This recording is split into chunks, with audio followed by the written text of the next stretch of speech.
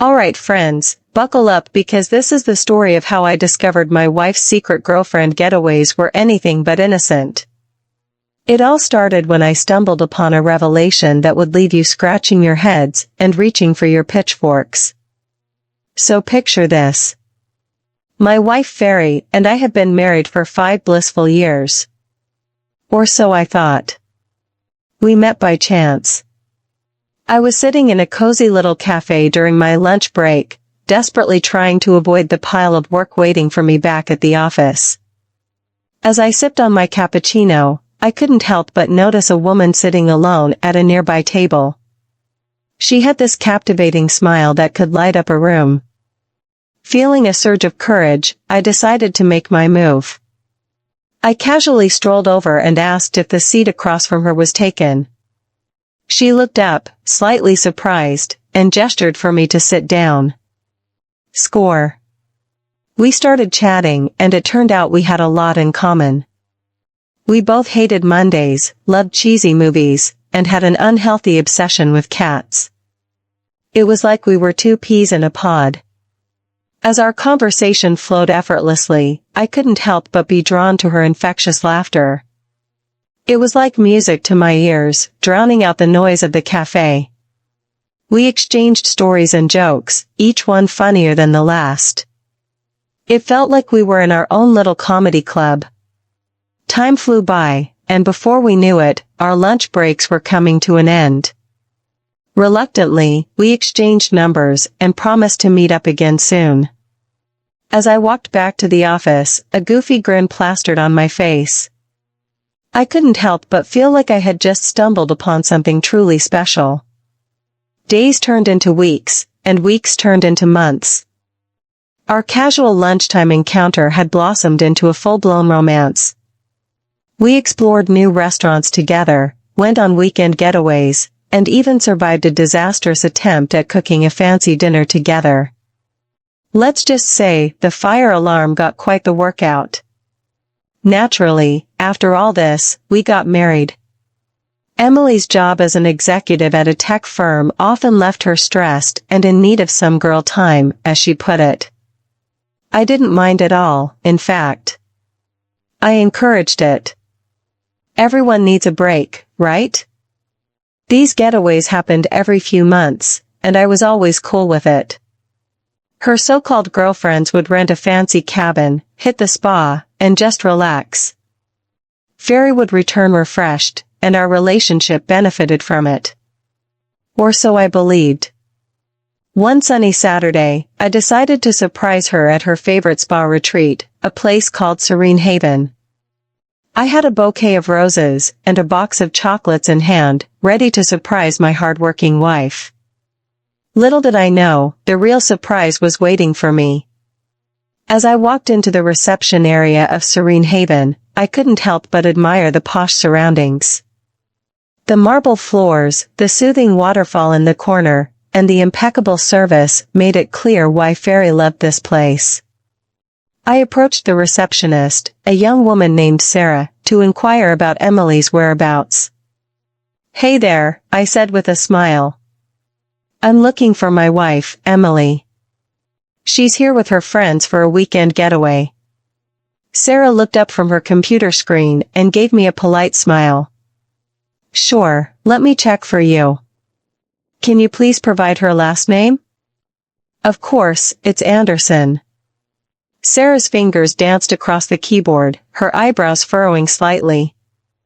"I'm sorry, sir, but I don't have any record of Fairy Anderson staying here this weekend." My heart sank. I thought there must be some mistake. "Are you sure?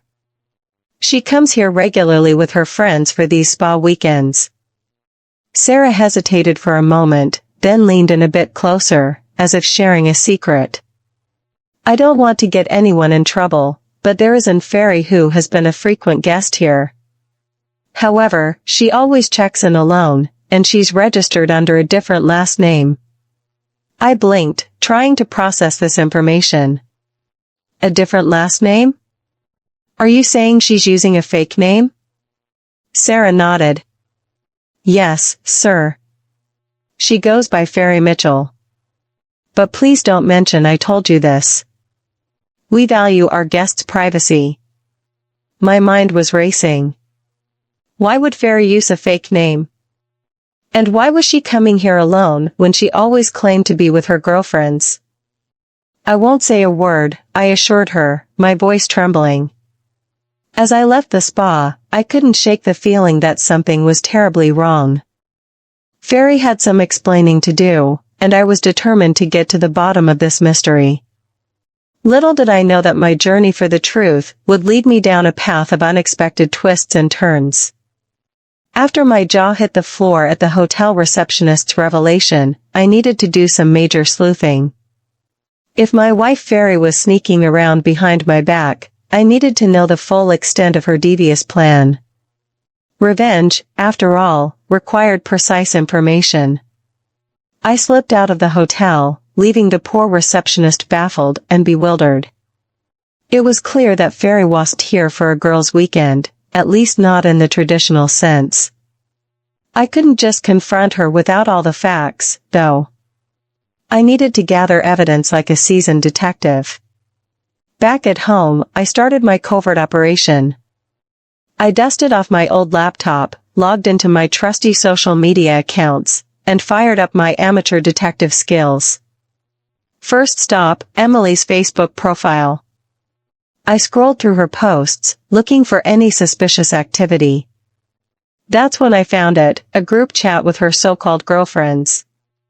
The conversation was filled with emojis, inside jokes, and laugh-out-loud anecdotes about their wild weekend adventures. But it was all a facade. The timestamps on the messages told a different story.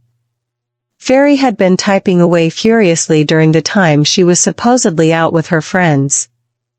My heart sank as I read messages like, "I can't believe we're getting away with this, and he'll never suspect a thing." It was crystal clear that my wife was orchestrating an elaborate ruse, and her friends were in on it. But the burning question remained. What was the purpose of this charade? Why would she go to such lengths to deceive me? I needed more information. I knew I couldn't tackle this mission alone, so I reached out to my trusty sidekick and best friend, Mike. He was a tech whiz, and had a knack for digging up digital dirt. We met up at our favorite coffee shop, and I spilled the beans on the bizarre situation. "Mike, you won't believe what's happening," I whispered, leaning in closer as if we were in some spy thriller. I recounted the entire hotel receptionist saga, and showed him the incriminating chat messages. Mike's eyes widened as he absorbed the details. "This is some next-level deception, buddy," he said, shaking his head in disbelief. "But we can get to the bottom of this. We just need to be one step ahead of her." We hatched a plan to set up a fake business trip of my own, complete with fabricated messages and meetings. If Fairy thought she could outwit me, she had another thing coming. It was time to turn the tables and unleash my own web of deceit.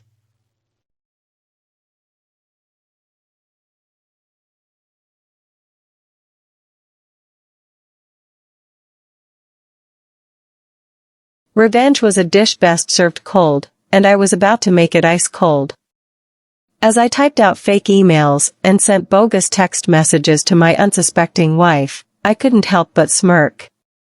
Fairy had underestimated me, but I was about to show her that two could play this game. Little did she know, the husband she thought she knew was about to become her worst nightmare. The stage was set, and my plan was in motion.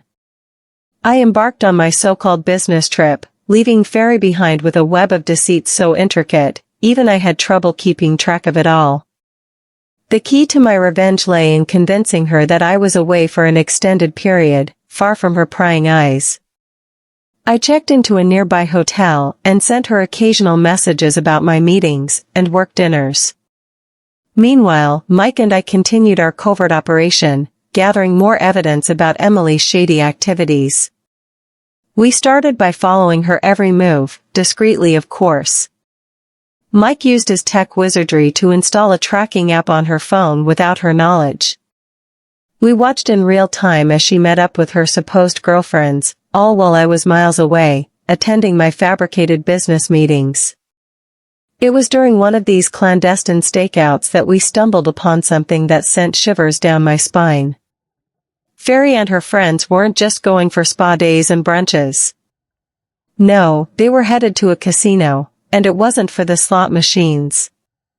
I watched as Fairy entered the lavish establishment with a group of women, dressed to the nines. The glitzy casino was a far cry from the innocent girls' weekend she had portrayed it as. This wasn't about spending quality time with friends. It was about indulging in a secret life of extravagance and thrill-seeking.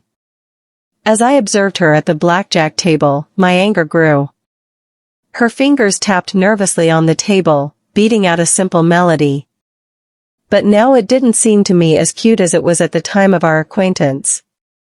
I felt all her emotions. Taking a seat at the blackjack table, Fairy exuded confidence, channeling their inner James Bond. She were dealt a pair of aces, causing their heart to skip a beat. This was her moment to shine, or so she thought. Filled with excitement, Fairy made the impulsive decision to go all in, adopting the mantra of, "You only live once." The dealer raised an eyebrow at this bold move, but proceeded nonetheless. The cards were dealt, and a wide grin spread across her face. However, her joy was short-lived as the dealer revealed a blackjack. Panic and horror washed over her like a tidal wave. Flushed with embarrassment, Fairy could feel the weight of the entire casino's gaze upon them. Her luck had quickly evaporated, leaving them feeling anything but fortunate. To add insult to injury, the subsequent rounds proved to be just as disastrous. Lady Luck had abandoned her completely. Every time they hit, they went bust. Every time she stood, the dealer miraculously pulled out a winning hand. It seemed as though the cards themselves held a personal grudge against Emily. I kept watching her crash. Fairy was gambling away our hard-earned money, all the while thinking she had pulled the wool over my eyes. It was a betrayal that cut deep. I couldn't help but think back to the hotel receptionist's words. "Your wife is quite the gambler," she had said with a knowing smile. It all made sense now. Fairy had been using these supposed weekend getaways as a cover for her reckless gambling habit, and her friends were her enablers. Mike and I decided to dig deeper into her financial activities. We accessed her bank statements, and what we found was shocking. Large sums of money had been withdrawn from our joint account and transferred to an unknown source. It was as if Fairy was trying to hide her gambling losses by siphoning off our shared funds. It was time to confront her, but not before I had gathered enough evidence to ensure she couldn't weasel her way out of this one. Revenge was no longer just a desire, it was a necessity. My marriage hung in the balance, and I wasn't about to let her deception tear us apart. Armed with the damning evidence we had collected, I waited for Emily's return from her latest girls' weekend. Little did she know that the tables had turned, and the game was no longer in her favor. It was time for the ultimate showdown, and I was prepared to reveal the extent of her deceit. As I watched her approach our front door, a rush of emotions washed over me. This was the moment of truth, and I was determined to make her face the consequences of her actions. Revenge, it seemed, was about to take center stage in our marriage. The door swung open, and there she stood, looking like she had just returned from another one of her innocent getaways. Emily's face lit up with a faint smile as she saw me waiting for her. Little did she know that her carefully constructed facade was about to crumble. "Hey, sweetheart," she greeted me, trying to hug me as if nothing was amiss. I sidestepped her embrace, my anger bubbling just below the surface. "We need to talk," I said, my voice cold and unyielding. I motioned for her to step inside, and as she did, I closed the door behind her, sealing her fate. Emily's expression shifted from cheerful to uneasy as she sensed the seriousness of the situation. She glanced around, perhaps expecting an intervention from one of her supposed girlfriends or a hidden camera crew. But there was no escape from the truth this time. I gestured for her to sit down in the living room, a room that had witnessed countless moments of joy and intimacy in our marriage. Today, it would bear witness to something entirely different. I took a deep breath and began to lay out the evidence before her. Bank statements, photos of her at the casino, and the GPS logs from her phone tracking her every move during her weekend getaways were all presented in damning detail. Emily's face grew paler with every piece of evidence I revealed. "You've been lying to me, Emily," I said, my voice heavy with disappointment. "Those weekends with your girlfriends weren't what you claimed them to be. You've been gambling, and it's tearing our marriage apart." She stammered, attempting to come up with an excuse, but the evidence was irrefutable. The truth had caught up with her, and she had nowhere to hide. Tears welled up in her eyes as the weight of her deception pressed down on her. "I didn't think you'd understand," she finally admitted, her voice trembling. "I was just trying to escape the stress, to have some fun." My anger began to ebb, replaced by a profound sadness. I had loved this woman, shared my life with her, and now I was witnessing the unraveling of our relationship. The revenge I had sought suddenly felt bittersweet. "I wish you had talked to me," I said, my voice softer now. "We could have faced your problems together, but instead, you chose to deceive me." Fairy wiped away her tears and looked up at me with a mix of regret and desperation. "I'm so sorry," she whispered, her words heavy with remorse. The confrontation had taken an unexpected turn. My thirst for revenge had led me to expose her secrets, but now I was left grappling with the consequences. Our marriage was hanging by a thread, and the road to recovery seemed treacherous and uncertain. As we sat in the dimly lit living room, the weight of our shattered trust and broken promises hung heavy in the air. The battle for revenge had left scars on both of us, scars that would take time and effort to heal. Whether our love could withstand this ordeal remained an open question, one that only time would answer. The days following that tumultuous confrontation were some of the most challenging of our marriage. Fairy and I faced each other with a mixture of anger, disappointment, and regret. Our home, once a sanctuary of love and understanding, felt like a battleground of emotions. We decided to seek professional help to salvage what remained of our relationship. Our therapist helped us navigate the treacherous waters of trust, communication, and forgiveness. It was a painful process, but gradually we began to rebuild the shattered pieces of our marriage. Fairy took steps to address her gambling addiction, attending support groups and therapy sessions to confront the underlying issues that had driven her to deceive me. It wasn't easy, but I saw genuine remorse in her eyes, and that gave me hope. As for my quest for revenge, I realized that it had been a double-edged sword. Yes, it had exposed Emily's deception, but it had also nearly destroyed our marriage. I learned that revenge could be a destructive force, one that consumed not only its target, but also the one seeking it. Over time, as we worked on healing and rebuilding trust, I found it in my heart to forgive Emily. It wasn't a quick or easy process, but forgiveness was the only path forward if we wanted to salvage our relationship. One evening, as we sat on our porch, watching the sunset, I took Emily's hand in mine. "We've been through a lot," I said, my voice soft and filled with emotion. "But I believe in second chances. I believe in us." Tears welled up in Emily's eyes as she squeezed my hand. "I love you," she whispered, her voice trembling. "And I'm so sorry for what I put you through." We leaned in and shared a kiss filled with the promise of a fresh start. It was a moment of redemption, a moment where we chose to let go of the past and embrace the future together. Our journey wasn't without its challenges, but as the weeks turned into months, our love grew stronger.